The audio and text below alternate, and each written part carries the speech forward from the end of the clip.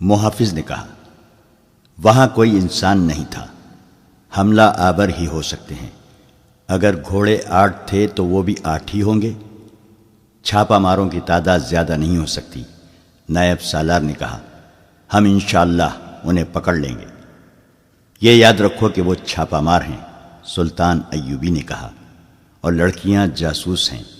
اگر تم ایک جاسوس یا چھاپا مار کو پکڑ لو تو سمجھ لو کہ تم نے دشمن کے 200 عسکری پکڑ لیے ہیں۔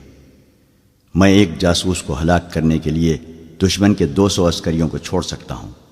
ایک عورت کسی کا کچھ نہیں بگاڑ سکتی، مگر ایک جاسوس اور تقریب کار عورت اکیلی پورے ملک کا بیڑا غرق کر سکتی ہے۔ یہ لڑکیاں بہت خطرناک ہیں۔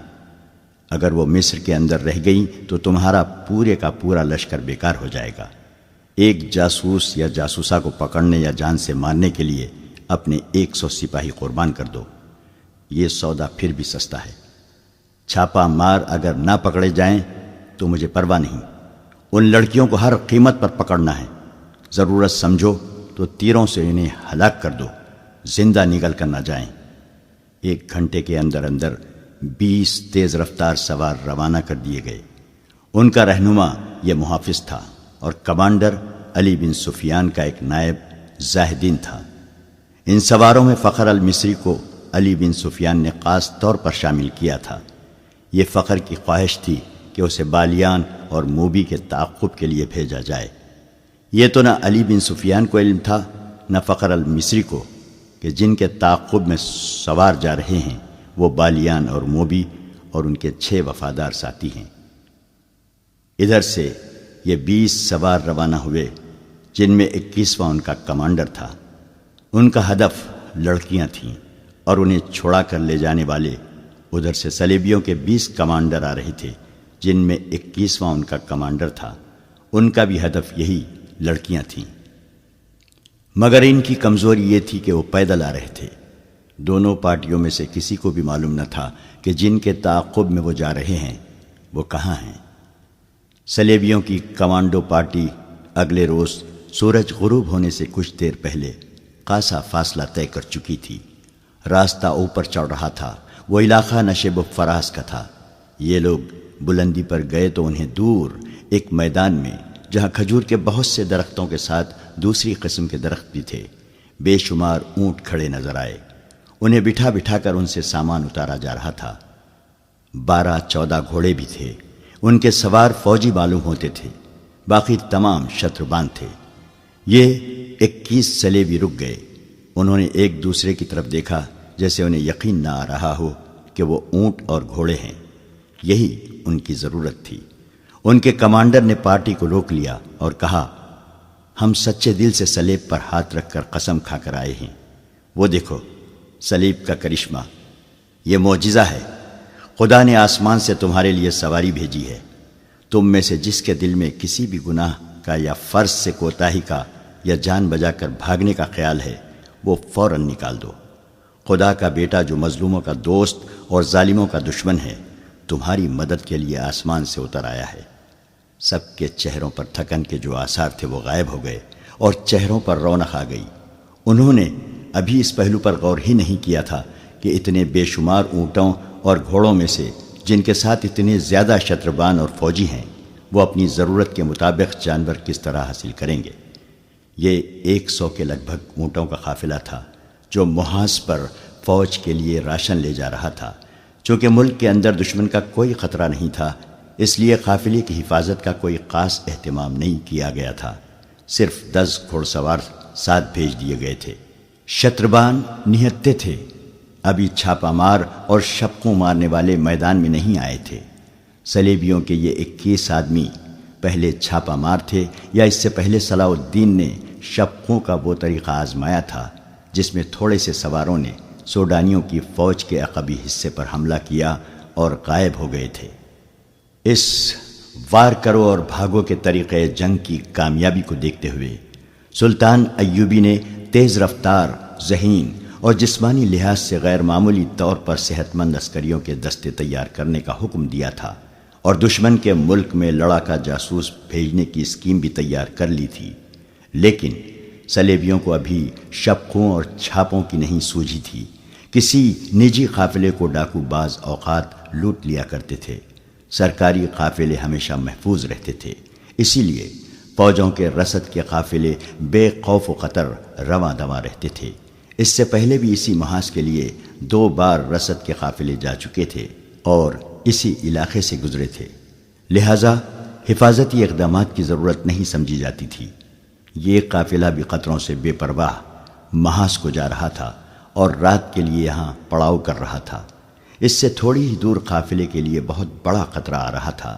سلیبی کمانڈر نے اپنی پارٹی کو ایک نشیب میں بٹھا لیا اور 2 آدمیوں سے کہا کہ وہ جا کر یہ دیکھیں کہ قافلے میں کتنے اونٹ، کتنے گھوڑے، کتنے مسلح آدمی اور قطرے کیا کیا ہیں۔ پھر وہ رات کو حملہ کرنے کی اسکیم بنانے لگا۔ ان کے پاس ہتھیاروں کی کمی نہیں تھی، جذبے کی بھی کمی نہیں تھی۔ ہر ایک آدمی جان پر کھیلنے کو تیار تھا۔ نصف شب سے بہت پہلے وہ 2 آدمی واپس آئے جو قافلے کو قریب سے دیکھنے گئے تھے۔ انہوں نے بتایا کہ قافلے کے ساتھ 10 مسلح سوار ہیں جو ایک ہی جگہ سوئے ہوئے ہیں۔ گھوڑے الگ بندھے ہیں، شتربان ٹولیوں میں بٹ کر سوئے ہوئے ہیں۔ سامان میں زیادہ تر بوریاں ہیں۔ شتربانوں کے پاس کوئی ہتھیار نہیں۔ یہ بڑی اچھی معلومات تھی، کام مشکل نہیں تھا۔ قافلے والے گہری نیند سوئے ہوئے تھے۔ 10 عسکریوں کی آنکھ بھی نہ کھلی کہ تلواروں اور خنجروں نے انہیں کاٹ کر رکھ دیا۔ سلیبی چھاپا ماروں نے یہ کام اتنی خاموشی اور آسانی سے کر لیا کہ بیشتر شتربانوں کی آنکھ ہی نہ کھلی، اور جن کی آنکھ کھلی وہ سمجھ ہی نہ پائے کہ یہ کیا ہو رہا ہے۔ جس کے منہ سے آواز نکلی وہ اس کی زندگی کی آخری آواز ثابت ہوئی۔ چھاپا ماروں نے شتربانوں کو ہراساں کرنے کے لیے چیخنا شروع کر دیا۔ سوئے ہوئے شتربان گھبرا اور بڑبڑا کر اٹھے، اونٹ بھی بدک کر اٹھنے لگے۔ سلیبیوں نے شتربانوں کا قتل عام شروع کر دیا۔ بہت تھوڑے بھاگ سکے۔ سلیبی کمانڈر نے چلا کر کہا، یہ مسلمانوں کا راشن ہے، تباہ کر دو، اونٹوں کو بھی ہلاک کر دو۔ انہوں نے اونٹوں کے پیٹوں میں تلواریں گھونپنی شروع کر دیں۔ اونٹوں کے واویلے سے رات کانپنے لگی۔ کمانڈر نے گھوڑے دیکھے، 12 تھے، 10 سواروں کے لیے اور 2 فالتو۔ اس نے 9 اونٹ الگ کر لیے۔ سورج طلوع ہوا تو پڑاؤ کا منظر بڑا بھیانک تھا۔ بے شمار لاشیں بکھری ہوئی تھیں۔ بہت سے اونٹ مر چکے تھے، کئی تڑپ رہے تھے، کچھ ادھر ادھر بھاگ گئے تھے۔ ہر طرف خون ہی خون تھا۔ جدھر نگاہ جاتی تھی اونٹ مرے ہوئے یا تڑپتے نظر آتے تھے۔ راشن کی بوریاں پھٹی ہوئی تھیں۔ آٹا اور کھانے کا دیگر سامان خون میں بکھرا ہوا تھا۔ 12 کے 12 گھوڑے غائب تھے اور وہاں کوئی زندہ انسان موجود نہیں تھا۔ چھاپا مار دور نکل گئے۔ ان کی سواری کی ضرورت پوری ہو گئی تھی۔ اب وہ تیز رفتاری سے اپنے شکار کو ڈھونڈ سکتے تھے۔ شکار دور نہیں تھا۔ بالیان کا دماغ پہلے ہی موبی کے حسن و جوانی اور شراب نے معاف کر رکھا تھا۔ اب اس کے پاس 7 حسین اور جوان لڑکیاں تھیں۔ وہ خطروں کو بھول ہی گیا۔ موبی اسے بار بار کہتی تھی کہ اتنا زیادہ کہیں رکنا ٹھیک نہیں، جتنی جلدی ہو سکے سمندر تک پہنچنے کی کوشش کرو، ہمارا تعاقب ہو رہا ہے۔ مگر بالیان بے فکر بادشاہوں کی طرح قہقہا لگا کر اس کی بات سنی انسنی کر دیتا تھا۔ لڑکیوں کو جس رات آزاد کرایا گیا تھا اس سے اگلی رات وہ ایک جگہ رکے ہوئے تھے۔ بالیان نے موبی سے کہا کہ ہم 7 مرد ہیں اور تم 7 لڑکیاں ہو۔ میرے ان 6 دوستوں نے میرا ساتھ بڑی دیانتداری سے دیا ہے۔ میں ان کی موجودگی میں تمہارے ساتھ رنگ رلیاں مناتا رہا، پھر بھی وہ نہیں بولے۔ اب میں انہیں انعام دینا چاہتا ہوں۔ تم ایک ایک لڑکی میرے ایک ایک دوست کے حوالے کر دو اور انہیں کہو کہ یہ تمہاری وفاداری کا تحفہ ہے۔ یہ نہیں ہو سکتا، موبی نے غصے سے کہا۔ ہم فاحشہ نہیں ہیں، میری مجبوری تھی کہ میں تمہارے ہاتھ میں کھلونا بنی رہی۔ یہ لڑکیاں تمہاری خریدی ہوئی لونڈیاں نہیں ہیں۔ میں نے تمہیں کسی قیمت پر بھی شریف لڑکی نہیں سمجھا۔ بالیان نے شاہانہ جلال سے کہا، تم سب ہمارے لیے اپنے جسموں کا تحفہ لائی ہو۔ یہ لڑکیاں معلوم نہیں کتنے مردوں کے ساتھ کھیل چکی ہیں، ان میں ایک بھی مریم نہیں۔ ہم اپنا فرض پورا کرنے کے لیے جسموں کا تحفہ دیتی ہیں۔ موبی نے کہا، ہم عیاشی کے لیے مردوں کے پاس نہیں جاتی، ہمیں ہماری قوم اور ہمارے مذہب نے ایک فرض سونپا ہے۔ اس فرض کی ادائیگی کے لیے ہم اپنا جسم، اپنا حسن، اپنی عصمت کو ہتھیار کے طور پر استعمال کرتی ہیں۔ ہمارا فرض پورا ہو چکا ہے، اب تم جو کہہ رہے ہو یہ عیاشی ہے جو ہمیں منظور نہیں۔ جس روز ہم عیاشی میں الجھ گئیں اس روز سے سلیب کا زوال شروع ہو جائے گا، سلیب ٹوٹ جائے گی۔ ہم اپنی عصمت کے شیشے کو توڑ دیتی ہیں تاکہ سلیب نہ ٹوٹے۔ ہمیں ٹریننگ دی گئی ہے کہ ایک مسلمان سربراہ کو تباہ کرنے کے لیے 10 مسلمانوں کے ساتھ راتیں بسر کرنا جائز ہے اور کار ثواب ہے۔ مسلمانوں کی ایک مذہبی پیشوا کو اپنے جسم سے ناپاک کرنے کو ہم ایک عظیم کار خیر سمجھتی ہیں۔ تو اس کا مطلب یہ ہوا کہ تم سلیب کی بقا کے لیے مجھے استعمال کر رہی ہو۔ بالیان کے احساسات آہستہ آہستہ جاگنے لگے۔ کیا تم مجھے سلیب کا محافظ بنانا چاہتی ہو؟ کیا تم ابھی تک شک میں ہو؟ موبی نے کہا، تم نے سلیب کے ساتھ کیوں دوستی کی ہے؟ سلطان صلاح الدین ایوبی کی حکمرانی سے آزاد ہونے کے لیے۔ بالیان نے کہا، سلیب کی حفاظت کے لیے نہیں۔ میں مسلمان ہوں لیکن اس سے پہلے میں سوڈانی ہوں۔ میں سب سے پہلے سلیبی ہوں، موبی نے کہا۔ عیسائی ہوں اور اس کے بعد اس ملک کی بیٹی ہوں جہاں میں پیدا ہوئی تھی۔ موبی نے اس کا ہاتھ اپنے ہاتھ میں لے کر کہا، اسلام کوئی مذہب نہیں، اسی لیے تم اپنے ملک کو اس پر ترجیح دے رہے ہو۔ یہ تمہاری نہیں، تمہارے مذہب کی کمزوری ہے۔ تم میرے ساتھ سمندر پار چلو تو میں تمہیں اپنا مذہب دکھاؤں گی، تم اپنے مذہب کو بھول جاؤ گے۔ میں اس مذہب پر لعنت بھیجوں گا جو اپنی بیٹیوں کو غیر مردوں کے ساتھ راتیں بسر کرنے اور شراب پینے پلانے کو ثواب کا کام سمجھتا ہے۔ بالیان اچانک بیدار ہو گیا۔ اس نے کہا، تم نے اپنی عصمت مجھ سے نہیں لٹائی بلکہ میری عصمت لوٹی ہے۔ میں نے تمہیں نہیں بلکہ تم نے مجھے کھلونا بنائے رکھا ہے۔ ایک مسلمان کا ایمان خریدنے کے لیے عصمت کوئی زیادہ قیمت نہیں۔ لڑکی نے کہا، میں نے تمہاری عصمت نہیں لوٹی، تمہارا ایمان خریدا ہے، مگر تمہیں راستے میں بھٹکتا ہوا چھوڑ کر نہیں جاؤں گی۔ تمہیں ایک عظیم روشنی کی طرف لے جا رہی ہوں جہاں تمہیں اپنا مستقبل اور اپنی عاقبت ہیروں کی طرح چمکتی نظر آئے گی۔ میں اس روشنی میں نہیں جاؤں گا۔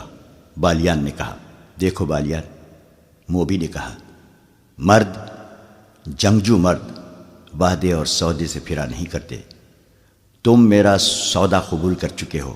میں نے تمہارا ایمان خرید کر شراب میں ڈبو دیا ہے اور تمہیں منہ مانگی قیمت دی ہے۔ اتنے دنوں سے تمہاری لونڈی اور بے نکاحی بیوی بنی ہوئی ہوں۔ اس سودے سے پھرو نہیں، ایک کمزور لڑکی کو دھوکہ نہ دو۔ تم نے مجھے وہ عظیم روشنی یہیں دکھا دی ہے جو تم مجھے سمندر پار لے جا کر دکھانا چاہتی ہو۔ بالیان نے کہا، مجھے اپنا مستقبل اور اپنی عاقبت ہیروں کی طرح چمکتی نظر آنے لگی ہے۔ موبی نے کچھ کہنے کی کوشش کی تو بالیان گرج کر کہا، خاموش رہو لڑکی۔ صلاح الدین ایوبی میرا دشمن ہو سکتا ہے لیکن میں اس رسول کا دشمن نہیں ہو سکتا جس کا صلاح الدین ایوبی نام لیوا ہے۔ میں اس رسول کے نام پر مصر اور سوڈان کو قربان کر سکتا ہوں۔ اس کے عظیم اور مقدس نام پر میں صلاح الدین ایوبی کے آگے ہتھیار ڈال سکتا ہوں۔ میں تم کو کئی بار کہہ چکی ہوں کہ شراب کم پیا کرو، موبی نے کہا۔ ایک شراب دوسرے رات بھر جاگنا اور میرے جسم کے ساتھ کھیلتے رہنا، دیکھو تمہارا دماغ بالکل بیکار ہو گیا ہے۔ تم یہ بھی بھول گئے کہ میں تمہاری بیوی ہوں۔ میں کسی فاحشہ سلیبی کا خاوند نہیں ہو سکتا۔ اس کی نظر شراب کی بوتل پر پڑی۔ اس نے بوتل اٹھا کر پرے پھینک دی اور اٹھ کھڑا ہوا۔ اس نے اپنے دوستوں کو بلا لیا، وہ دوڑتے آئے۔ اس نے کہا، یہ لڑکیاں اور یہ لڑکی بھی تمہاری قیدی ہیں، انہیں واپس قاہرہ لے چلو۔ قاہرہ؟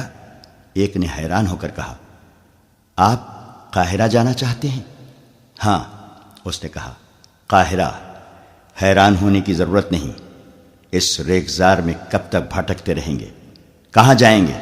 چلو گھوڑوں پر زینے کسو اور ہر لڑکی کو ایک ایک گھوڑے کی پیٹھ پر باندھ کر لے چلو۔ صحرا میں اونٹ کا سفر بے آواز پا ہوتا ہے۔ گھوڑوں کے ٹاپوؤں کی ہلکی ہلکی آوازیں سنائی دیتی ہیں، لیکن اونٹ کے پاؤں خدا نے ایسے بنائے ہیں کہ ہلکی سی آواز بھی پیدا نہیں ہوتی۔ بالیان جس وقت موبی کے ساتھ باتیں کر رہا تھا، اسے محسوس تک نہ ہوا کہ ایک اونٹ ایک چھوٹے سے ریتیلے ٹیلے کے اونٹ میں کھڑا ان دونوں کو اور 6 لڑکیوں کو اور 6 آدمیوں کو دیکھ رہا ہے۔ وہ سلیبی کمانڈو پارٹی کا ایک آدمی تھا۔ اس پارٹی کا کمانڈر عقل مند آدمی تھا۔ بالیان کے ڈیرے سے تقریباً نصف میل دور اس نے پڑاؤ کیا تھا۔ اس کے وہم و گمان میں بھی نہ تھا کہ اس کا شکار اس سے نصف میل دور ہے۔ اس نے فوجی دانش مندی سے کام لیتے ہوئے رات کو 3 آدمیوں کو یہ ڈیوٹی دے دی تھی کہ وہ اونٹوں پر سوار ہو کر دور دور تک گھوم آئیں، اور جہاں انہیں کوئی خطرہ یا کام کی کوئی چیز نظر آئے آ کر اطلاع دیں۔ اس کام کے لیے اونٹ ہی موزوں سواری تھی، کیونکہ اس کے پاؤں کی آواز نہیں ہوتی۔ تینوں سوار مختلف سمتوں کو چلے گئے تھے۔ یہ سارا علاقہ ایسا تھا کہ پڑاؤ کے لیے نہایت اچھا تھا، اس لیے کمانڈر نے سوچا تھا کہ یہاں کسی اور نے بھی ڈیرے ڈال رکھے ہوں گے۔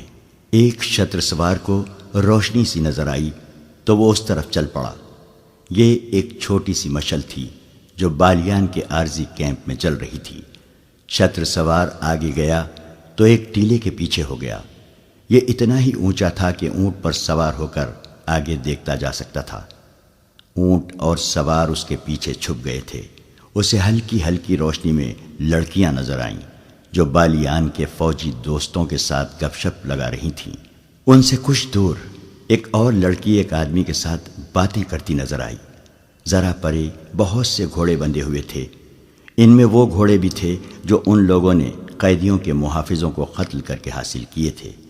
سلیبی شتر سوار نے اونٹ کو موڑا، کچھ دور آہستہ آہستہ چلا اور پھر اونٹ دوڑا دیا۔ اونٹ کے لیے نصف میل کا فاصلہ کچھ بھی نہیں تھا۔ سوار نے اپنی پارٹی کو خوشخبری سنائی کہ شکار ہمارے قدموں میں ہے۔ کمانڈر نے ایک لمحہ بھی ضائع نہ کیا، شتر سوار سے ہدف کی تفصیل پوچھی اور پارٹی کو پیدل چلا دیا۔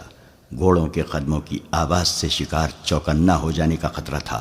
جس وقت یہ پارٹی بالیان کے ڈیرے تک پہنچی، بالیان حکم دے چکا تھا کہ ایک ایک لڑکی کو گھوڑے کی پیٹھ پر باندھ دو۔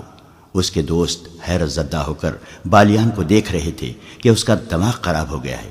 انہوں نے اس کے ساتھ بحث شروع کر دی اور وقت ضائع ہوتا رہا۔ بالیان نے انہیں بڑی مشکل سے قائل کیا کہ وہ جو کچھ کہہ رہا ہے ہوش ٹھکانے رکھ کر کہہ رہا ہے اور قاہرہ چلے جانے میں ہی مصلحت اور عافیت ہے۔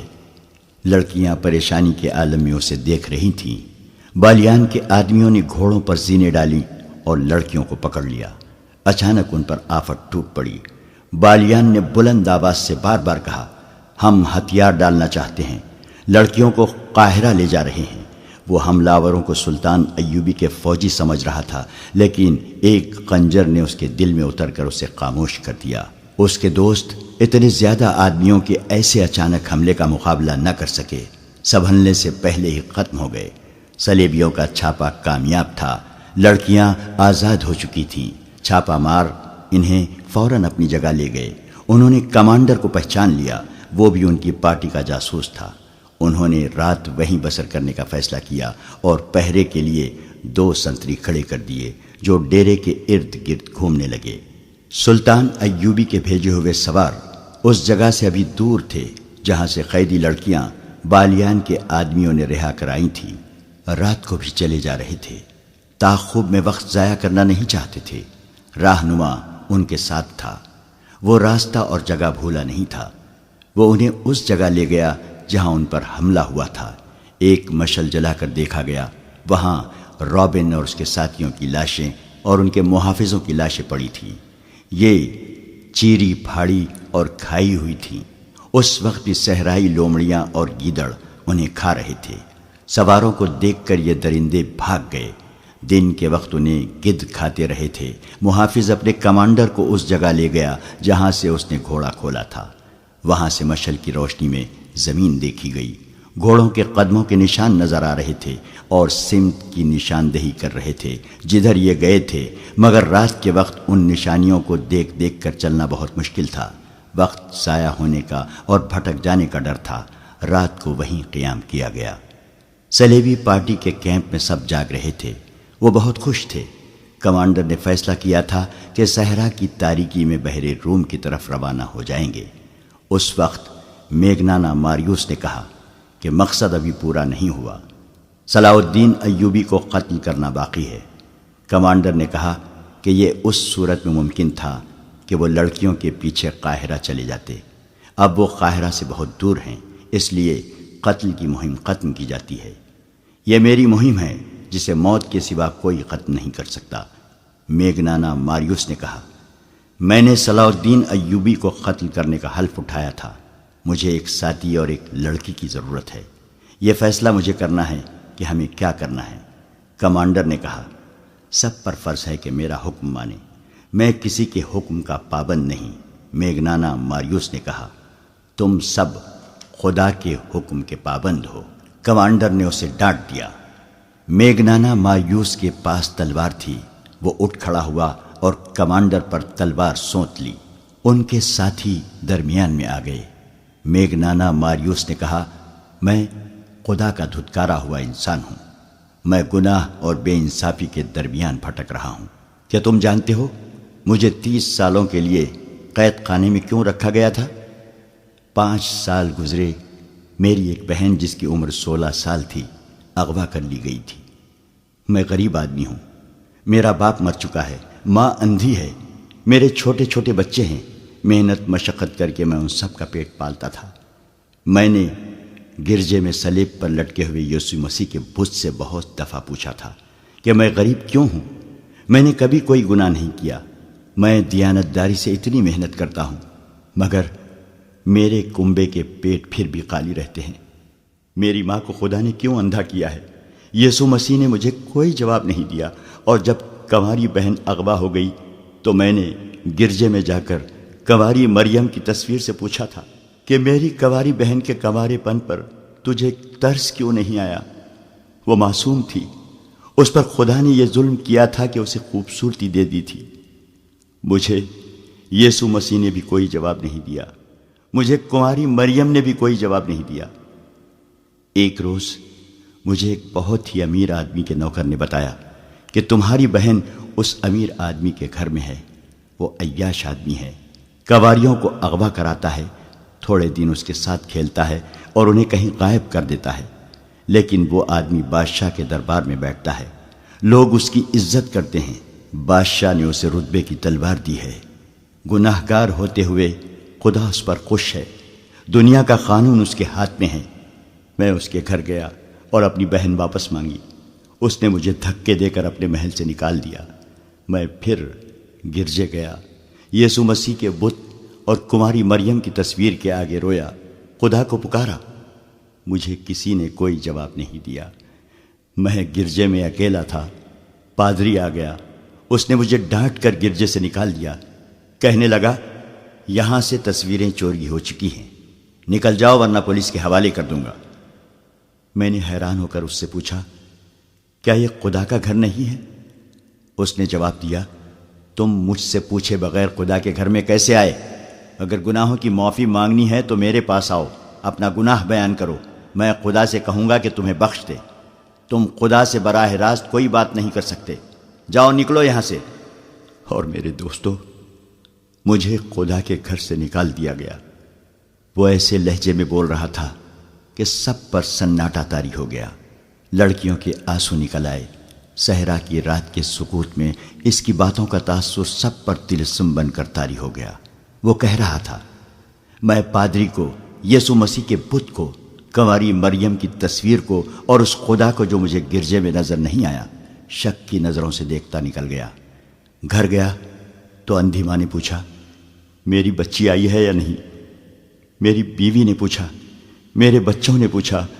میں بھی بت اور تصویر کی طرح چپ رہا، مگر میرے اندر سے ایک طوفان اٹھا اور میں باہر نکل گیا۔ میں سارا دن گھومتا پھر رہا تھا۔ شام کے وقت میں نے ایک خنجر خریدا اور دریا کے کنارے ٹہلتا رہا۔ رات اندھیری ہو گئی اور بہت دیر بعد میں ایک طرف چل پڑا۔ مجھے اس محل کی بتیاں نظر آئیں جہاں میری بہن قید تھی۔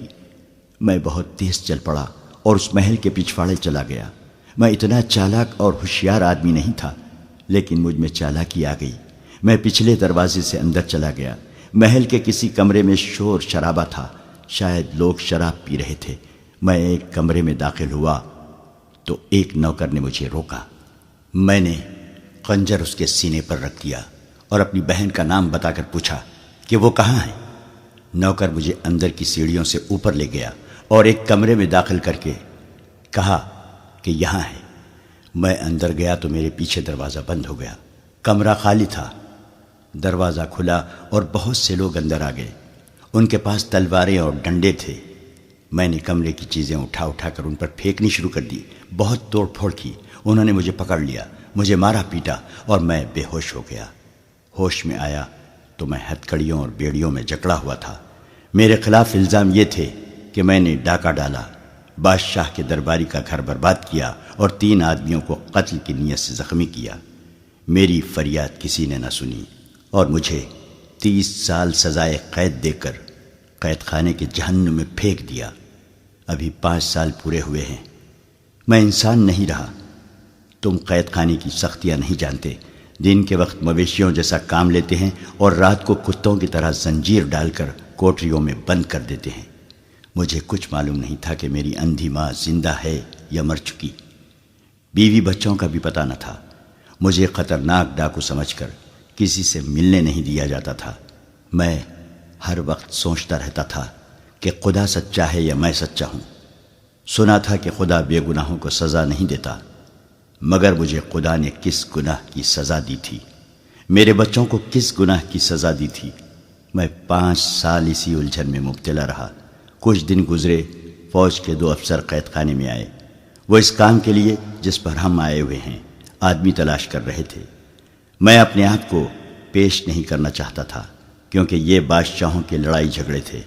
مجھے کسی بادشاہ کے ساتھ دلچسپی نہیں تھی، لیکن میں نے جب سنا کہ چند ایک عیسائی لڑکیوں کو مسلمانوں کی قید سے آزاد کرانا ہے تو میرے دل میں اپنی بہن کا خیال آ گیا۔ ہمیں بتایا گیا تھا کہ مسلمان قابل نفرت قوم ہیں۔ میں نے یہ ارادہ کیا کہ میں عیسائی لڑکیوں کو مسلمانوں کی قید سے آزاد کراؤں گا تو خدا اگر سچا ہے تو میری بہن کو اس ظالم عیسائی کے پنجے سے چھڑا دے گا۔ پھر فوجی افسروں نے کہا کہ ایک مسلمان بادشاہ کو قتل کرنا ہے تو میں نے اسے جزا کا کام سمجھا اور اپنے آپ کو پیش کر دیا، مگر شرط یہ رکھی کہ مجھے اتنی رقم دی جائے جو میں اپنے کنبے کو دے سکوں۔ انہوں نے رقم دینے کا وعدہ کیا اور یہ بھی کہا کہ اگر تم سمندر پار مارے گئے تو تمہارے کنبے کو اتنی زیادہ رقم دی جائے گی کہ ساری عمر کے لیے وہ کسی کے محتاج نہیں رہیں گے۔ اس نے اپنے ساتھیوں کی طرف اشارہ کر کے کہا، یہ 2 میرے ساتھ قید خانے میں تھے۔ انہوں نے بھی اپنے آپ کو پیش کر دیا۔ ہم سے سینکڑوں باتیں پوچھی گئیں۔ ہم تینوں نے انہیں یقین دلایا کہ ہم اپنی قوم اور اپنے مذہب کو دھوکہ نہیں دیں گے۔ میں نے دراصل اپنے کنبے کے لیے اپنی جان فروخت کر دی ہے۔ قید خانے سے نکالنے سے پہلے ایک پادری نے ہمیں بتایا کہ مسلمانوں کا قتل تمام گناہ بخشوا دیتا ہے، اور عیسائی لڑکیوں کو مسلمانوں کی قید سے آزاد کراؤ گے تو سیدھے جنت میں جاؤ گے۔ میں نے پادری سے پوچھا کہ خدا کہاں ہے؟ اس نے جو جواب دیا اس سے میری تسلی نہ ہوئی۔ میں نے صلیب پر ہاتھ رکھ کر حلف اٹھایا۔ ہمیں باہر نکالا گیا۔ مجھے میرے گھر لے گئے۔ میرے گھر والوں کو انہوں نے بہت سی رقم دی۔ میں مطمئن ہو گیا۔ اب میرے دوستو، مجھے اپنا حلف پورا کرنا ہے۔ میں دیکھنا چاہتا ہوں کہ میرا خدا کہاں ہے۔ کیا ایک مسلمان بادشاہ کو قتل کر کے خدا نظر آ جائے گا؟ تم پاگل ہو، کمانڈر نے کہا۔ تم نے جتنی باتیں کی ہیں ان میں مجھے عقل کی ذرا سی بھی بو نہیں آتی۔ اس نے بڑی اچھی بات کی ہے۔ اس کے ایک ساتھی نے کہا، میں اس کا ساتھ دوں گا۔ مجھے ایک لڑکی کی ضرورت ہے۔ میگنانا ماریوس نے لڑکیوں کی طرف دیکھ کر کہا، میں لڑکی کی جان اور عزت کا ذمہ دار ہوں۔ لڑکی کے بغیر میں صلاح الدین ایوبی تک نہیں پہنچ سکوں گا۔ میں جب سے آیا ہوں سوچ رہا ہوں کہ صلاح الدین ایوبی کے ساتھ تنہائی میں کس طرح مل سکتا ہوں۔ موبی اٹھ کر اس کے ساتھ جا کھڑی ہوئی اور بولی، میں اس کے ساتھ جاؤں گی۔ ہم تمہیں بڑی مشکل سے آزاد کرا کے لائے ہیں موبی، کمانڈر نے کہا۔ میں تمہیں ایسے خطرناک مہم پر جانے کی اجازت نہیں دے سکتا۔ مجھے اپنی عصمت کا انتقام لینا ہے، موبی نے کہا۔ میں صلاح الدین ایوبی کی خوابگاہ میں آسانی سے داخل ہو سکتی ہوں۔ مجھے معلوم ہے کہ مسلمان کا رتبہ جتنا اونچا ہوتا ہے وہ خوبصورت لڑکیوں کا اتنا ہی زیادہ شیدائی ہو جاتا ہے۔ صلاح الدین ایوبی کو محسوس تک نہ ہوگا کہ وہ اپنی زندگی میں آخری لڑکی دیکھ رہا ہے۔ بہت دیر کے بعد بحث تکرار کے بعد میگنانا ماریوس اپنے ایک ساتھی اور موبی کے ساتھ اپنی پارٹی سے رخصت ہوا۔ سب نے انہیں دعاؤں کے ساتھ الوداع کہا۔ انہوں نے 2 اونٹ لیے، ایک پر موبی سوار ہوئی اور دوسروں پر دونوں مرد۔ ان کے پاس مصر کے سکے تھے اور سونے کی اشرفیاں بھی۔ دونوں مردوں نے چوغے اوڑھ لیے تھے۔ میگنانا ماریوس کی داڑھی خاصی لمبی ہو گئی تھی۔ قید خانے میں دھوپ میں مشقت کر کر کے اس کا رنگ اٹلی کے باشندوں کی طرح گورا نہیں رہا تھا، بلکہ سیاہی مائل ہو گیا تھا۔ اس پر یہ شک نہیں کیا جا سکتا تھا کہ وہ یورپی ہے۔ بھیس بدلنے کے لیے انہیں کپڑے دے کر بھیجا گیا تھا، مگر ایک رکاوٹ تھی جس کا بظاہر کوئی علاج نہیں تھا۔ وہ یہ کہ میگنانا ماریوس اٹلی کی زبان کے سوا اور کوئی زبان نہیں جانتا تھا۔ موبی مصر کی زبان بول سکتی تھی۔ دوسرا جو آدمی ان کے ساتھ گیا تھا وہ بھی مصر کی زبان نہیں جانتا تھا۔ انہیں اس کا کوئی علاج کرنا تھا۔ وہ رات کو ہی چل پڑے۔ موبی راستے سے واقف ہو چکی تھی، وہ قاہرہ سے ہی آئی تھی۔ میگنانا ماریوس نے اس پر بھی ایک چوغا ڈال دیا اور اس کے سر پر دوپٹے کی طرح چادر اڑا دی۔ صبح کی روشنی میں سلطان ایوبی کے ان سواروں کا دستہ جو ان کے تعاقب میں گیا تھا، گھوڑوں کے کھرے دیکھ کر روانہ ہو گیا۔ یہ بہت سے گھوڑوں کے نشان تھے جو چھپ ہی نہیں سکتے تھے۔ صبح سے پہلے صلیبیوں کی پارٹی لڑکیوں کو ساتھ لے کر چل پڑی۔ ان کی رفتار خاصی تیز تھی۔ ان کے تعاقب میں جانے والوں کا سفر رک گیا، کیونکہ رات کے وقت وہ زمین کو نہیں دیکھ سکتے تھے۔ مگر صلیبیوں نے سفر جاری رکھا۔ وہ آدھی رات کے وقت پڑاؤ کرنا چاہتے تھے۔ وہ بہت جلدی میں تھے۔ صبح کے دھندلکے میں صلیبی جو آدھی رات کے وقت رکے تھے چل پڑے۔ ان کے تعاقب میں جانے والوں کی پارٹی صبح کی روشنی میں روانہ ہوئی۔ میگنانا ماریوس نے عقل مندی کی تھی کہ وہ اونٹوں پر گیا تھا۔ اونٹ بھوک اور پیاس کی پرواہ نہیں کرتا، رکے بغیر گھوڑے کی نسبت بہت زیادہ سفر کر لیتا ہے۔ اس سے میگنانا ماریوس کا سفر تیزی سے طے ہو رہا تھا۔ سورج غروب ہونے میں ابھی بہت دیر تھی جب انہیں لاشیں نظر آئیں۔ علی بن سفیان کے نائب نے بالیان کی لاش پہچان لی۔ اس کا چہرہ سلامت تھا۔ اس کے قریب اس کے 6 دوستوں کی لاشیں پڑی تھیں۔ گدھوں اور درندوں نے زیادہ تر گوشت کھا لیا تھا۔ سوار حیران تھے کہ یہ کیا معاملہ ہے۔ خون بتاتا تھا کہ انہیں مرے ہوئے زیادہ دن نہیں گزرے۔ اگر یہ بغاوت کی رات مرے ہوتے تو خون کا نشان نہ ہوتا اور ان کی صرف ہڈیاں رہ جاتی۔ یہ ایک معمہ تھا جسے کوئی نہ سمجھ سکا۔ وہاں سے پھر گھوڑوں کے نشان چلے۔ سواروں نے گھوڑے دوڑا دیے۔ نصف میل تک گئے تو اونٹوں کے پاؤں کے نشان بھی نظر آئے۔ وہ بڑھتے ہی چلے گئے۔ سورج غروب ہوا تو بھی نہیں رکے، کیونکہ اب مٹی کے اونچے نیچے ٹیلوں کا علاقہ شروع ہو گیا تھا، جس میں ایک راستہ بل کھاتا ہوا گزرتا تھا۔ اس کے علاوہ وہاں سے گزرنے کا اور کوئی راستہ نہیں تھا۔ صلیبی اسی راستے سے گزر رہے تھے اور بحیرہ روم کی طرف چلے جا رہے تھے۔ ٹیلوں کا علاقہ دور تک پھیلا ہوا تھا۔ وہاں سے تعاقب کرنے والے نکلے تو رک گئے، کیونکہ آگے ریتیلا میدان آ گیا تھا۔ صبح کے وقت چلے تو کسی نے کہا کہ سمندر کی ہوا آنے لگی ہے۔ سمندر دور نہیں تھا، مگر صلیبی ابھی تک نظر نہیں آئے تھے۔ راستے میں ایک جگہ کھانے کے بچے کچے ٹکڑوں سے پتہ چلا کہ رات یہاں کچھ لوگ رکے تھے۔ گھوڑے بھی یہاں باندھے گئے تھے۔ پھر یہ گھوڑے وہاں سے چلے۔ زمین کو دیکھ کر تعاقب کرنے والوں نے گھوڑوں کو ایڑیں لگا دی۔ سورج اپنا سفر طے کرتا گیا اور آگے نکل گیا۔ گھوڑوں کو ایک جگہ آرام دیا گیا، پانی پلایا اور یہ دستہ روانہ ہو گیا۔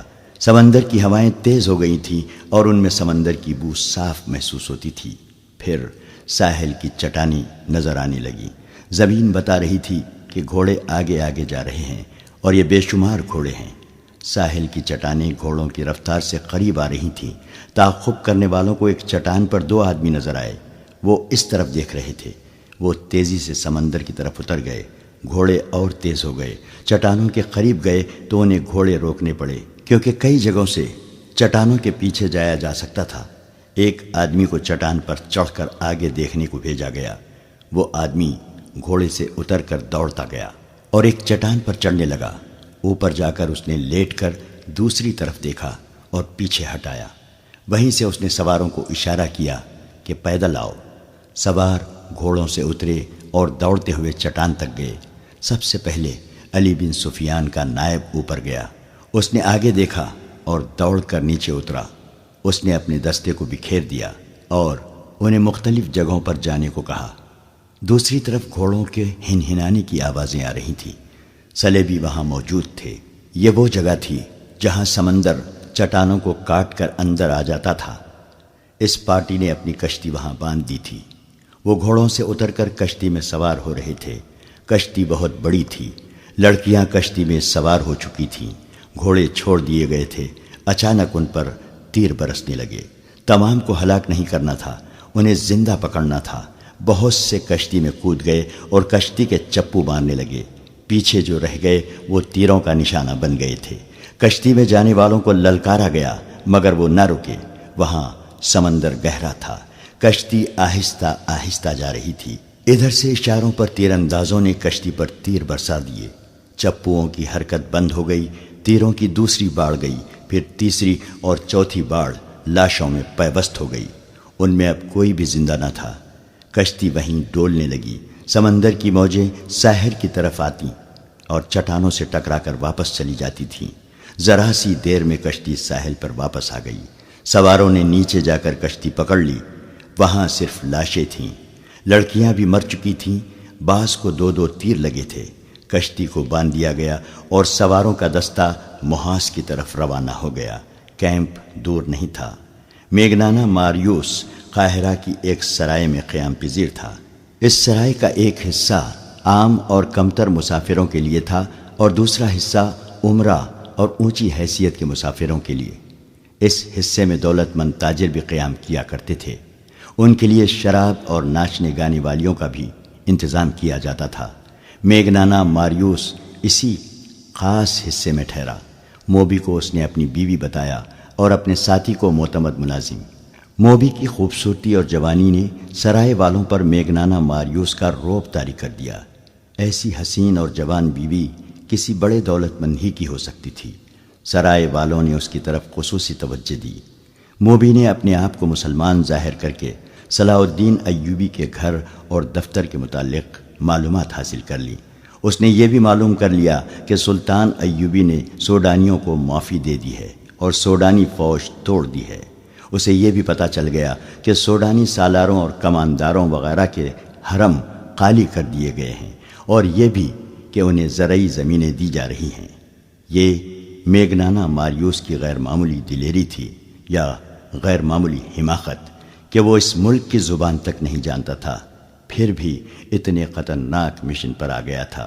اسے اس قسم کے قتل کی اور اتنے بڑے رتبے کے انسان تک رسائی حاصل کرنے کی کوئی ٹریننگ نہیں دی گئی تھی۔ وہ ذہنی لحاظ سے انتشار اور قلفشار کا مریض تھا۔ پھر بھی وہ صلاح الدین ایوبی کو قتل کرنے آیا، جس کے ارد گرد محافظوں کا پورا دستہ موجود رہتا تھا۔ اس کے دستے کے کمانڈر نے اس سے کہا تھا کہ تم پاگل ہو، تم نے جتنی باتیں کی ہیں ان میں مجھے ذرا سی بھی عقل کی بو نہیں آئی۔ بظاہر میگنانا ماریوس پاگل ہی تھا۔ یہ ایک تاریخی حقیقت ہے کہ بڑے آدمیوں کو قتل کرنے والے عموماً پاگل ہوتے ہیں۔ اگر پاگل نہیں تو ان کے ذہنی توازن میں کچھ نہ کچھ گڑبڑ ضرور ہوتی ہے۔ یہی کیفیت اٹلی کے اس سزا یافتہ آدمی کی تھی۔ اس کے پاس ایک ہتھیار ایسا تھا جو ڈھال کا کام بھی دے سکتا تھا۔ یہ تھی موبی۔ موبی مصر کی صرف زبان ہی نہیں جانتی تھی، بلکہ اسے اور اس کی مری ہوئی 6 ساتھی لڑکیوں کو مصری اور عربی، مسلمانوں کے رہن سہن، تہذیب و تمدن اور دیگر معاشرتی اونچ نیچ کے متعلق لمبے عرصے کے لیے ٹریننگ دی گئی تھی۔ وہ مسلمان مردوں کی نفسیات سے بھی واقف تھی، اداکاری کی ماہر تھی، اور سب سے بڑی خوبی یہ کہ وہ مردوں کو انگلیوں پر نچانا اور بوقت ضرورت اپنا پورا جسم ننگا کر کے کسی مرد کو پیش کرنا بھی جانتی تھی۔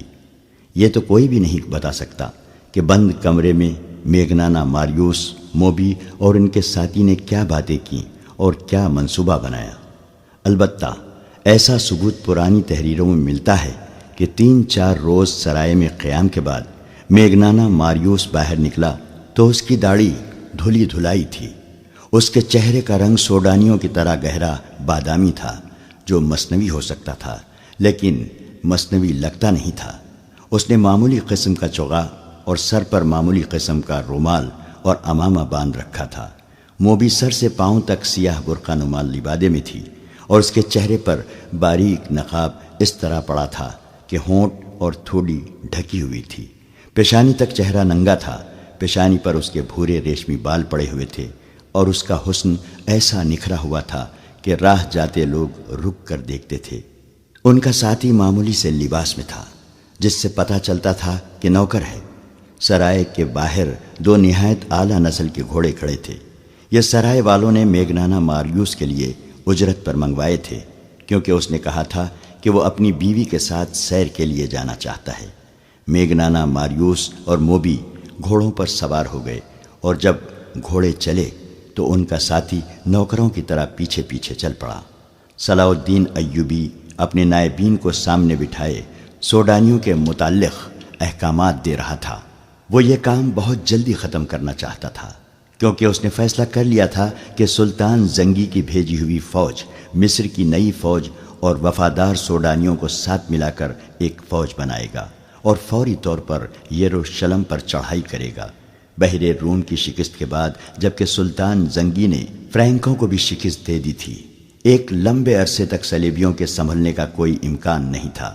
ان کے سنبھلنے سے پہلے ہی سلطان ایوبی ان سے یروشلم چھین لینے کا منصوبہ بنا چکا تھا۔ اس سے پہلے وہ سوڈانیوں کو زمینوں پر آباد کر دینا چاہتا تھا تاکہ کھیتی باڑی میں الجھ جائیں اور ان کی بغاوت کا امکان نہ رہے۔ نئی فوج کی تنظیم نو اور ہزارہا سوڈانیوں کو زمینوں پر آباد کرنے کا کام آسان نہیں تھا۔ ان دونوں کاموں میں خطرہ یہ تھا کہ سلطان ایوبی کی فوج اور اپنی انتظامیہ میں ایسے اعلیٰ افسر موجود تھے جو اسے مصر کی امارت کے سربراہ کی حیثیت سے نہیں دیکھ سکتے تھے۔ سوڈانیوں کی فوج کو توڑ کر بھی سلطان ایوبی نے اپنے خلاف خطرہ پیدا کر لیا تھا۔ اس فوج کے چند ایک اعلیٰ حکام زندہ تھے، انہوں نے سلطان کی اطاعت قبول کر لی تھی، مگر علی بن سفیان کی انٹیلیجنس بتا رہی تھی کہ بغاوت کی راکھ میں ابھی بھی چنگاریاں موجود ہیں۔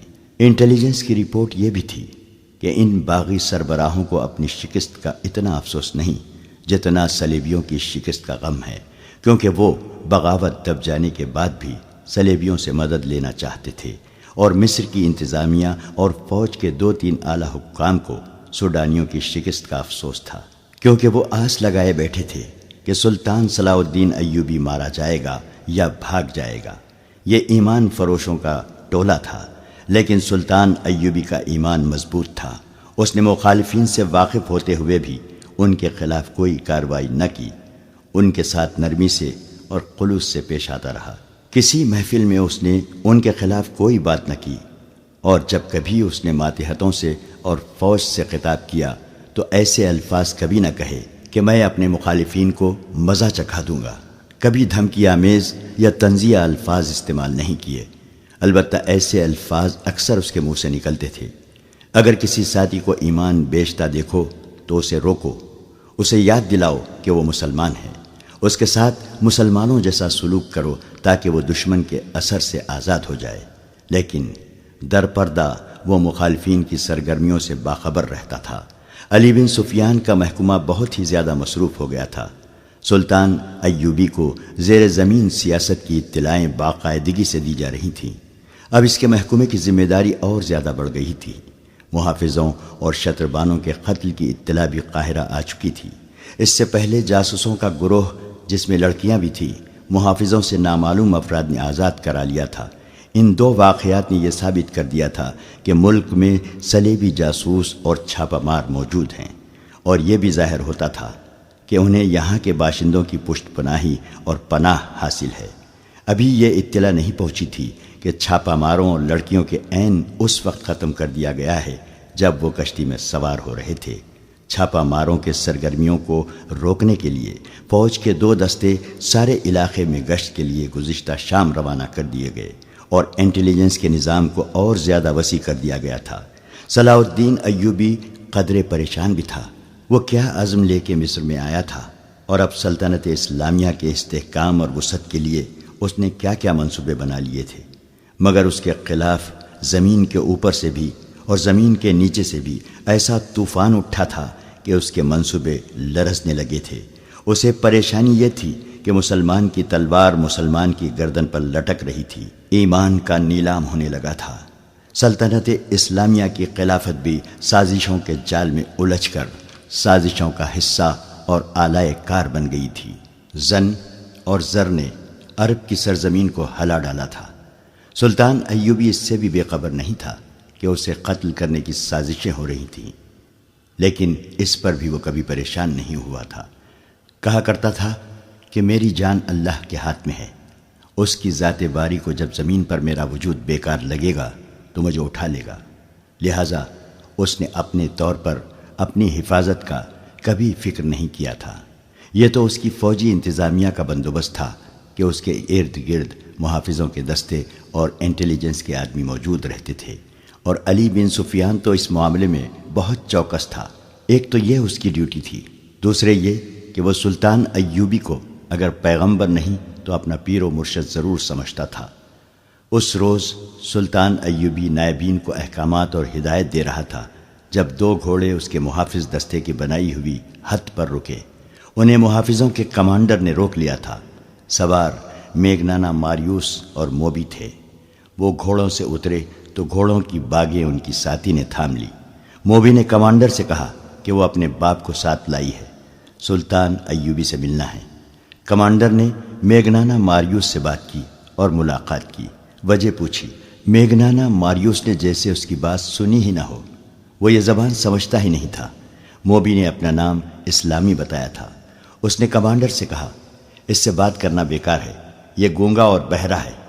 ملاقات کا مقصد ہم سلطان کو یا اس کے کسی بڑے افسر کو بتائیں گے۔ علی بن سفیان باہر ٹہل رہا تھا۔ اس نے میگنانا ماریوس اور موبی کو دیکھا تو ان کے پاس آ گیا۔ اس نے السلام علیکم کہا تو موبی نے وعلیکم السلام کہا۔ کمانڈر نے اسے بتایا کہ یہ سلطان سے ملنا چاہتے ہیں۔ علی بن سفیان نے میگنانا ماریوس سے ملاقات کی وجہ پوچھی تو موبی نے اس سے بھی کہا کہ یہ میرا باپ ہے، گونگا اور بہرا ہے۔ علی بن سفیان نے انہیں بتایا کہ سلطان ابھی بہت مصروف ہیں، فارغ ہو جائیں گے تو ان سے ملاقات کا وقت لیا جائے گا۔ اس نے کہا، آپ ملاقات کا مقصد بتائیں، ہو سکتا ہے کہ آپ کا کام سلطان سے بغیر ملے ہی ہو جائے۔ سلطان چھوٹی چھوٹی شکایتوں کے لیے ملاقات کا وقت نہیں نکال سکتے، متعلقہ محکمہ از خود ہی شکایت رفع کر دیا کرتا ہے۔ کیا سلطان ایوبی اسلام کی ایک مظلوم بیٹی کی فریاد سننے کے لیے وقت نہیں نکال سکیں گے؟ موبی نے کہا، مجھے جو کچھ کہنا ہے میں انہی سے کہوں گی، مجھے بتائے بغیر آپ سلطان سے نہیں مل سکتی۔ علی بن سفیان نے کہا، میں سلطان تک آپ کی فریاد پہنچاؤں گا، وہ ضروری سمجھیں گے تو آپ کو اندر بلا لیں گے۔ علی بن سفیان نے انہیں اپنے کمرے میں لے گیا۔ موبی نے شمالی علاقے کے کسی قصبے کا نام لے کر کہا، 2 سال گزرے، سوڈانی فوج وہاں سے گزری، میں بھی لڑکیوں کے ساتھ فوج دیکھنے کے لیے باہر آ گئی۔ ایک کماندار نے اپنا گھوڑا موڑا اور میرے پاس آ کر میرا نام پوچھا۔ میں نے بتایا تو اس نے میرے باپ کو بلایا، اسے پرے لے جا کر کوئی بات کی۔ کسی نے کماندار سے کہا کہ یہ گونگا اور بہرا ہے۔ کماندار چلا گیا۔ شام کے بعد 4 سوڈانی فوجی ہمارے گھر آئے اور مجھے زبردستی اٹھا کر لے گئے اور کماندار کے حوالے کر دیا۔ اس کا نام بالیان ہے۔ وہ مجھے اپنے ساتھ لے آیا اور حرم میں رکھ لیا۔ اس کے پاس 4 اور لڑکیاں تھیں۔ میں نے اس سے کہا کہ میرے ساتھ باقاعدہ شادی کر لے، لیکن اس نے مجھے شادی کے بغیر ہی بیوی بنائے رکھا۔ 2 سال اس نے مجھے اپنے پاس رکھا۔ سوڈانی فوج نے بغاوت کی تو بالیان چلا گیا، معلوم نہیں مارا گیا ہے یا قید میں ہے۔ آپ کی فوج اس کے گھر میں آئی اور ہم سب لڑکیوں کو یہ کہہ کر گھر سے نکال دیا کہ تم سب آزاد ہو۔ میں اپنے گھر چلی گئی۔ میرے باپ نے شادی کرنی چاہی تو سب نے مجھے قبول کرنے سے انکار کر دیا۔ کہتے ہیں کہ یہ حرم کی چچوڑی ہوئی ہڈی ہے، وہاں لوگوں نے میرا جینا حرام کر دیا ہے۔ ہم سرائے میں ٹھہرے ہیں، سنا تھا کہ سلطان سوڈانیوں کو زمینیں اور مکان دے رہے ہیں۔ مجھے آپ بالیان کی داشتہ یا اس کی بیوی سمجھ کر یہاں زمین اور مکان دے دیں تاکہ میں اس قصبے سے نکل آؤں، ورنہ میں خودکشی کر لوں گی یا گھر سے بھاگ کر کہیں طوائف بن جاؤں گی۔ اگر آپ کو زمین سلطان سے ملے بغیر مل جائے تو سلطان سے ملنے کی کیا ضرورت ہے؟ علی بن سفیان نے کہا۔ ہاں، موبی نے کہا، پھر بھی ملنے کی ضرورت ہے۔ اسے آپ عقیدت بھی کہہ سکتے ہیں۔ میں سلطان کو صرف یہ بتانا چاہتی ہوں کہ اس کی سلطنت میں عورت کھلونا بنی ہوئی ہے۔ دولت مندوں اور حاکموں کے ہاں شادی کا رواج ختم ہو گیا ہے۔ خدا کے لیے عورت کی عصمت کو بچاؤ اور عورت کی عظمت بحال کر دو۔ سلطان سے یہ کہہ کر شاید میرے دل کو سکون آ جائے گا۔ میگنانا ماریوس اس طرح خاموش بیٹھا رہا جیسے اس کے کان میں کوئی بات نہیں پڑ رہی۔ علی بن سفیان نے موبی سے کہا کہ سلطان کو اجلاس سے فارغ ہونے دیں، پھر ان سے ملاقات کی اجازت لی جائے گی۔ یہ کہہ کر علی بن سفیان باہر نکل گیا۔ وہ بہت دیر بعد آیا اور کہا کہ وہ سلطان سے اجازت لینے جا رہا ہے۔ وہ سلطان ایوبی کے کمرے میں چلا گیا اور خاصی دیر بعد آیا۔ اس نے موبی سے کہا کہ اپنے باپ کو سلطان کے پاس لے جاؤ۔ اس نے انہیں سلطان ایوبی کا کمرہ دکھا دیا۔ کمرے میں داخل ہونے سے پہلے دونوں نے باہر کی طرف دیکھا۔ وہ غالباً قتل کے بعد وہاں سے نکلنے کا راستہ دیکھ رہے تھے۔ سلطان کمرے میں اکیلا تھا۔ اس نے دونوں کو بٹھایا اور موبی سے پوچھا، کیا تمہارا باپ پیدائشی گونگا اور بہرا ہے؟ ہاں سلطان محترم، موبی نے جواب دیا، یہ اس کا پیدائشی نقص ہے۔ سلطان ایوبی بیٹھا نہیں، کمرے میں ٹہلتا رہا اور بولا، میں نے تمہاری شکایت اور مطالبہ سن لیا ہے۔ مجھے تمہارے ساتھ پوری ہمدردی ہے۔ میں تمہیں یہاں زمین بھی دوں گا، مکان بھی بنوا دوں گا۔ سنا ہے تم کچھ اور بھی مجھ سے کہنا چاہتی ہو۔ اللہ آپ کا اقبال بلند کرے، موبی نے کہا۔ آپ کو بتا دیا گیا ہوگا کہ میرے ساتھ کوئی آدمی شادی نہیں کرتا۔ لوگ مجھے حرم کی چھچوڑی ہوئی ہڈی، فاحشہ اور بدکار کہتے ہیں، اور میرے باپ کو کہتے ہیں کہ اس نے بیٹی بیچ ڈالی تھی۔ آپ مجھے زمین اور مکان تو دے دیں گے، لیکن مجھے ایک قابل کی ضرورت ہے جو میری عزت کی رکھوالی کرے۔ اس نے جھجک کر کہا، میں ایسی بات کہنے کی جرت نہیں کر سکتی، لیکن اپنی ماں کی عرضداشت آپ تک پہنچانا چاہتی ہوں کہ آپ اگر میری شادی نہیں کرا سکتے تو مجھے اپنے حرم میں رکھ لیں۔ آپ میری عمر، میری شکل و صورت اور میرا جسم دیکھیں، کیا میں آپ کے قابل نہیں ہوں؟ یہ کہہ کر اس نے میگنانا ماریوس کے کندھے پر ہاتھ رکھ کر دوسرا ہاتھ اپنے سینے پر رکھا اور سلطان ایوبی کی طرف اشارہ کیا۔ یہ اشارہ شاید پہلے سے طے شدہ تھا۔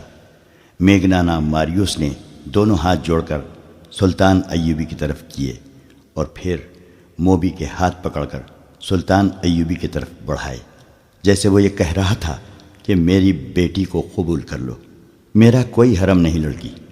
سلطان ایوبی نے کہا، میں ملک سے حرم، قہبہ خانے اور شراب ختم کر رہا ہوں۔ بات کرتے کرتے اس نے اپنی جیب سے ایک سکہ نکالا اور ہاتھ میں اچھالنے لگا۔ اس نے کہا، میں عورت کی عزت کا محافظ بننا چاہتا ہوں۔ یہ کہتے کہتے وہ دونوں کی پیٹھ پیچھے چلا گیا اور سکہ ہاتھ سے گرا دیا۔ ٹن کی آواز آئی تو میگنانا ماریوس نے چونک کر پیچھے دیکھا اور پھر فوراً ہی سامنے دیکھنے لگا۔ صلاح الدین ایوبی نے تیزی سے اپنے کمربند سے 1 فٹ لمبا خنجر نکال کر اس کی نوک میگنانا ماریوس کی گردن پر رکھ دی اور موبی سے کہا، یہ شخص میری زبان نہیں سمجھتا، اسے کہو کہ اپنے ہاتھ سے اپنا ہتھیار پھینک دے۔ اس نے ذرا سی بھی پس و پیش کی تو یہاں سے تم دونوں کی لاشیں اٹھائی جائیں گی۔ موبی کی آنکھیں حیرت اور خوف سے کھل گئیں۔ اس نے اداکاری کا کمال دکھانے کی کوشش کی اور کہا، میرے باپ کو ڈرا دھمکا کر آپ مجھ پر کیوں قبضہ کرنا چاہتے ہیں؟ میں تو خود ہی اپنے آپ کو پیش کر رہی ہوں۔ تم جب محاذ پر میرے سامنے آئی تھی تو تم میری زبان نہیں بولتی تھیں، سلطان ایوبی نے کہا، اور خنجر کی نوک میگنانا ماریوس کی گردن پر رکھے رکھی۔ اس نے کہا، کیا تم اتنی جلدی یہاں کی زبان بولنے لگی ہو؟ اسے کہو ہتھیار فوراً باہر نکال دے۔ موبی نے اپنی زبان میں میگنانا ماریوس سے کچھ کہا تو اس نے چوغے کے اندر ہاتھ ڈال کر خنجر باہر نکالا، جو اتنا ہی لمبا تھا جتنا سلطان ایوبی کا تھا۔ سلطان نے اس کے ہاتھ سے خنجر لے لیا اور اپنا خنجر اس کی گردن سے ہٹا کر کہا، باقی 6 لڑکیاں کہاں ہیں؟ آپ نے مجھے پہچاننے میں غلطی کی ہے، موبی نے کانپتی ہوئی آواز میں کہا، میرے ساتھ اور کوئی لڑکی نہیں ہے۔ آپ کون سی 6 لڑکیوں کی بات کر رہے ہیں؟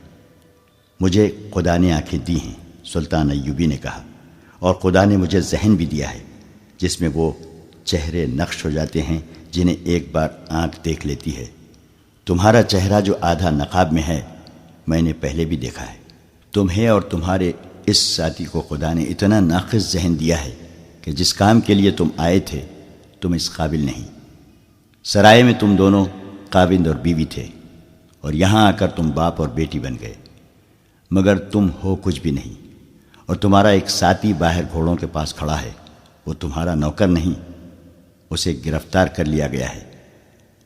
یہ کمال علی بن سفیان کا تھا۔ اسے موبی نے بتایا تھا کہ وہ سرائے میں ٹھہرے ہوئے ہیں۔ وہ ان دونوں کو اپنے کمرے میں بٹھا کر باہر نکل گیا اور گھوڑے پر سوار ہو کر سرائے میں چلا گیا تھا۔ سرائے والوں سے اس نے ان کے حلیے بتا کر پوچھا تو اسے بتایا گیا تھا کہ وہ میاں بیوی ہیں اور ان کے ساتھ ان کا نوکر ہے۔ اسے یہ بھی بتایا گیا کہ انہوں نے بازار سے کچھ کپڑے بھی خریدے تھے جن میں لڑکی کا برقع نما چوغا اور جوتے بھی تھے۔ انہوں نے علی بن سفیان سے کہا تھا کہ وہ میاں بیوی ہیں۔ اس نے اور کوئی تفتیش نہیں کی۔ ان کے کمرے کا تالا توڑ کر ان کے سامان کی تلاشی لی۔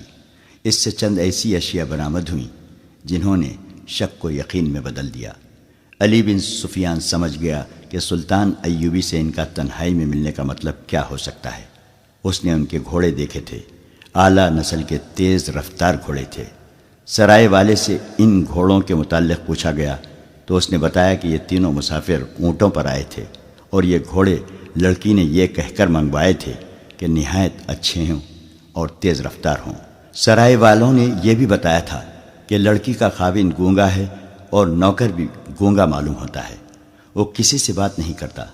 دراصل وہ بھی یہاں کی زبان نہیں جانتا تھا۔ علی بن سفیان نے واپس آ کر دیکھا کہ اجلاس ختم ہو گیا ہے تو وہ سلطان ایوبی کے پاس چلا گیا، اسے ان کے متعلق بتایا اور وہ کہانی بھی سنائی جو لڑکی نے اسے سنائی تھی۔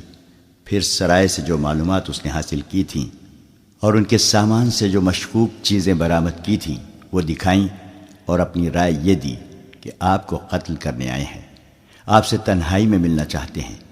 انہوں نے یہ منصوبہ بنایا ہوگا کہ آپ کو قتل کر کے نکل جائیں گے۔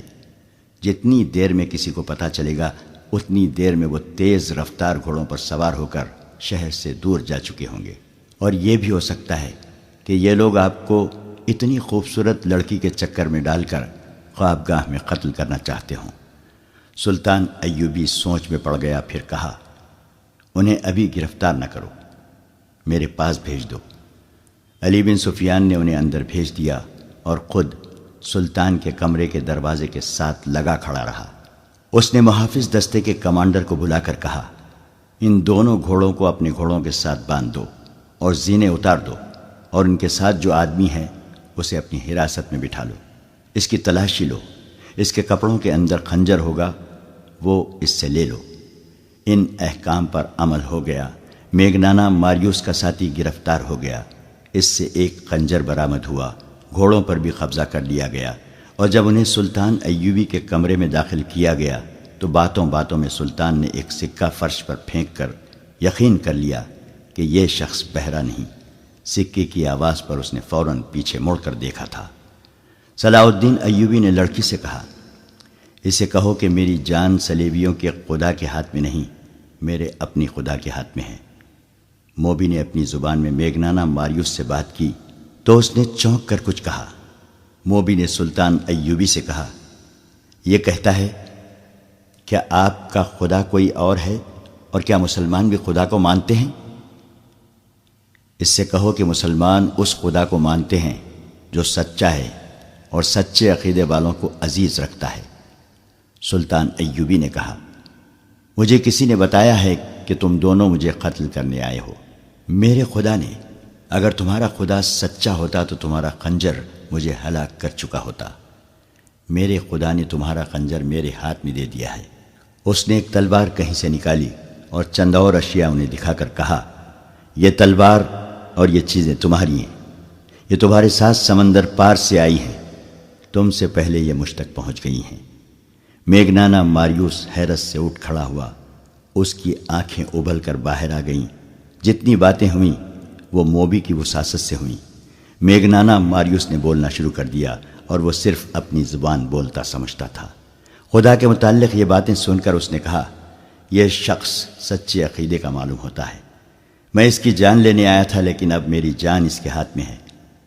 اسے کہو کہ تمہارے سینے میں ایک خدا ہے، وہ مجھے دکھائے، میں اس خدا کو دیکھنا چاہتا ہوں جس نے اسے اشارہ دیا ہے کہ ہم اسے قتل کرنے آئے ہیں۔